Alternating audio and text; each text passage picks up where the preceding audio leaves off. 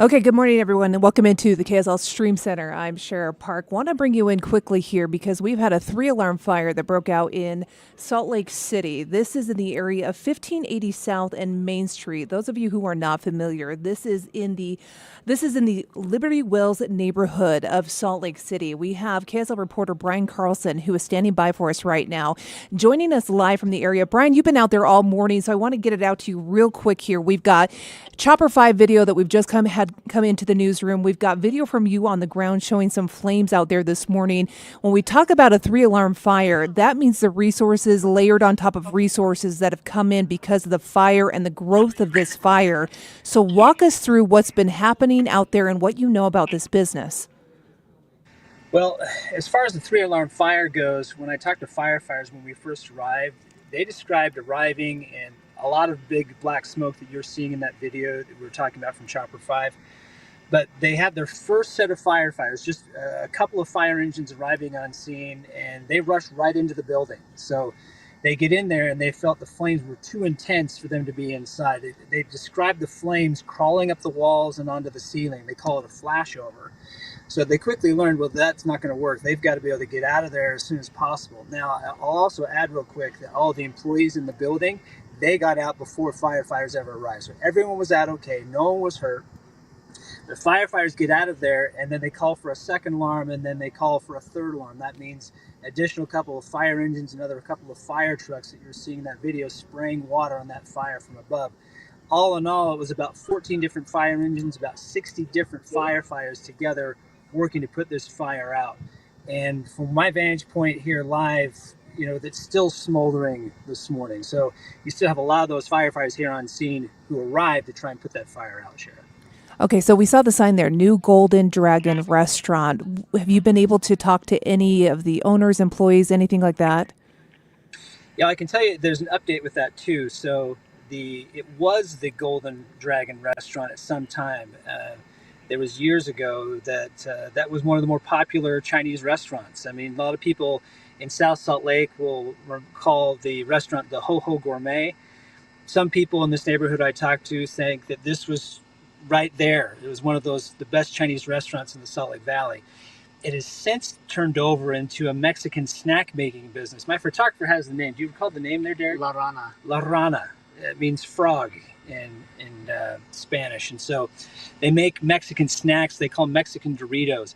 And so at about 7:20 this morning, firefighters said they got a call from someone in the building there that there was a fire inside. Now, we don't know exactly what part of the building had caught fire, but and firefighters haven't confirmed what the cause of the fire is yet, but there's a belief that something tied with the cooking that was going on, making those snacks, may have contributed to the fire yet. None of that's confirmed as of this morning, but so it was a Mexican snack making business. Now, I did talk with some of those people who had to evacuate. Not many of them speak very much English. A lot of them are Latinos, and a lot of them were just really beside themselves about being able to get out and experience the shock of seeing the building completely burned down. And many of them are worried about, what are we going to do now? You know, what are we going to do for work? I talked to the owner of the company, and he's just glad everyone got out okay. He didn't own the building, but his business is gone. You know, so what are they going to do next here? That's a lot of the big concern. And so there's a lot of them holding each other, hugging each other, and just glad to be out alive, but worried about what their future is going to look like now. Oh, that is so heartbreaking. That is, livelihoods right there when you've got an entire business that goes up in flames like that. Brian, I apologize. I was switching some of our video out here. Do we have any idea how this fire started? You know, that's the question. So, I mean, because it's a Mexican snack making business, they're doing active cooking each day.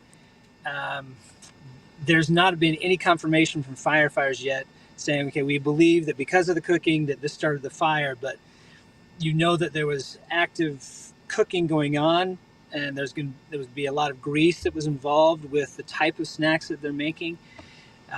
We're still waiting for confirmation on that. There's a possibility that may be the case. Wow. Looking at this video here, Brian, from what you can see, I know you're at the ground level, but looking from above here from Chopper 5, gaping hole there in the roof of this, is there anything left of this business, or what could you tell from the damage at your level versus what we're seeing from Chopper 5? Well, I'm looking at that same video you're seeing from Chopper 5, and obviously this is a few moments earlier than what we're looking at live, but the shell of the building, that main level floor, that's really all that's left, because there was a large roof that went over the top of that building. We watched as that big black smoke continued to billow up, and then there came a point where flames just started eking through the roof, and then that whole roof came down. So you have to assume that based on the volume of smoke, the volume of flames, the roof collapsing, that business is an entire loss. I can also add that there was one point where they were putting so much water in from at least 3 different fire trucks, fire ladders, that you had water pouring out like holes in the first level, probably about like like 6 feet tall, and there was some kind of hole there coming out, and you had water pouring out like a spout from how much water was going in that building. So I can't imagine that between the fire and the amount of water they had to use, that there's anything left of this business today. Oh, Brian, my heart just breaks for these folks. I know that they work hard out there. Tell me about the area where this is located. I talked about the address. I'll give it again, 1518 South Main Street. From being in that area, what's around there? How are the other businesses affected by this?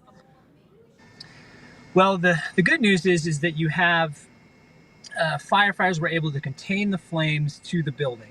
But right next to it, there's a large number of trees. You have 2 homes that are directly behind the business, and then you have a motel that had been shut down recently right next to it. But firefighters were able to keep the flames away from them. So as far as physical damage, the surrounding businesses and homes were not affected that way. Now, as far as how this is affecting people in the neighborhood who are watching it, I was talking with a Chinese grocery store who was across the street, the Japan Sage Market, and they watched that building change over from the restaurant that we were talking about earlier to this Mexican snack making business, and they're sad to see the neighborhood change the dynamic that it has. I mean, it's their understanding that building that burned this morning, the property was scheduled to be sold and turned into some high-rise condominiums or high-density housing. And so the likelihood of that building being torn down was maybe inevitable. But to see it happen in such a shocking and abrupt way has been really difficult for some of these people who've been in this neighborhood for quite some time. Obviously, there's concern about people who live here and what that means for their home. But then to see that the destruction like that and know kind of the pain that goes along with that has been difficult for some of these people today. Yeah, I imagine so. I'm seeing one comment here from Garrett on YouTube. It says, I'm at the site and it's pretty crazy. What are you hearing from firefighters in terms of those who are in the area? Are they just telling people to stay away from now? How is this going to play out through the remainder of the day? Are they closing down roads in the area? Yeah, and you would have to with the volume of firefighters and trucks that they've got here and the amount of water they had to be able to put on this fire. So we're sitting on a cross street right now at about 15th South and Main Street, and they've got it blocked off just a little north of where we are and a little south of where we are in the surrounding roads that kind of meet this intersection. I can tell you that they've made significant progress. So the black smoke that you're seeing in that video right now, fortunately, has been able to dissipate. It's now more of a smoldering. The charred remains of that building is now just kind of faint smoke coming from that building. So you still have a lot of firefighters here on scene, and the number, I wouldn't say a lot of them have left, but there's a portion of them have gone because they're not needed as much anymore to actively fight the fire. Now it's more of keeping an eye on where this fire sits, making sure that obviously it doesn't flare up anymore. But I'm going to guess that based off of my prior experience with these large fires, they're going to be here for quite some time to be able to confirm that the fire is set and before they reopen the roads and then clear out all the fire personnel. Oh shoot! You hate to see something like this. A business that's been there trying to serve the community, and yeah, you hate to see this. Darlene on Facebook said, "Glad nobody was hurt." Certainly, that is what we like to see too. We never want somebody hurt in a situation like this, and you feel for the business owners and the employees that work there. Obviously, this is going to impact all of them and their families as well. Brian, thank you for the update there on scene. We know we'll get another update from Brian on KSL 5 News at noon. He's been running around there trying to talk with those impacted as well and bring us that story. So Brian, thank you for your time.